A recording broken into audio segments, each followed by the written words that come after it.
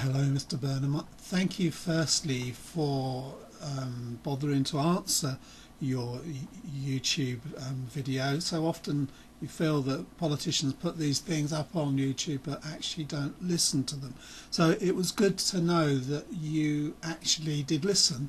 And really what I want to talk to you about is the subject of ME. I know that you've had a lot of comments made about ME, but I sometimes feel that politicians don't, they forget that there are real people involved in these issues. Now for myself, I used to be a manager of or a deputy manager in a residential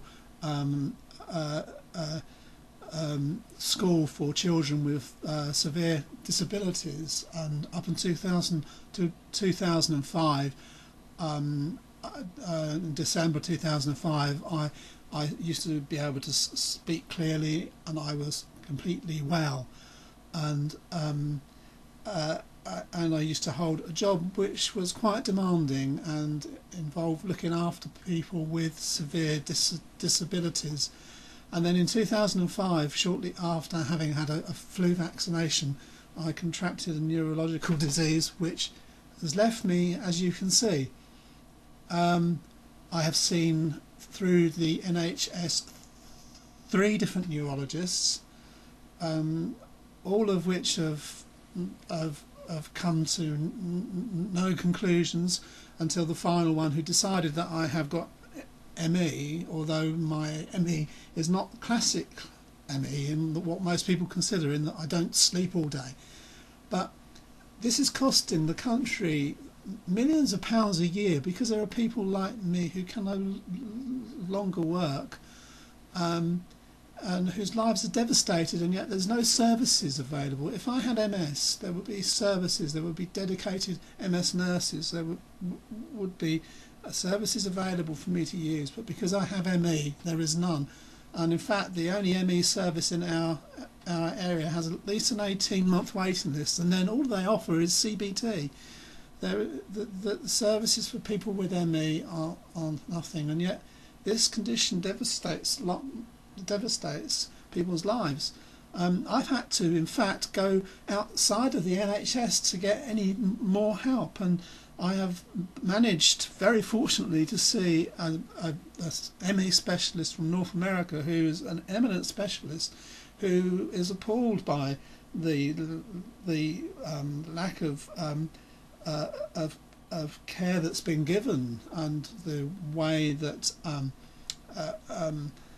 that tests that could have been done they haven't bothered to do, because they've considered it to be unimportant. And this is the frustration that people with ME have. They are treated as if they are of no value, and politicians need to see that we are real people. If you look on YouTube and you do a search for under people with ME, under ME CFS, you'll see so many people whose lives are devastated by this condition. Now, I do understand that you have limited resources, and I do understand that it's difficult to meet every need, and I do really believe that the vast majority of politicians are in it because they want to change things, but something has to be done. It's not right that people like myself, who have their lives devastated by an illness, have very little access to any type of real treatment, help or support. And it's about time the government did do something about this, and not just keep making promises. Now, I am glad that you have addressed it, but until those people who make the decisions in terms of research sit up and listen, people like myself have their lives devastated by this condition, and with no hope of there ever being found a cure, and often being disbelieved because it's been decided by 1 or 2 psychiatrists that it's all psychological.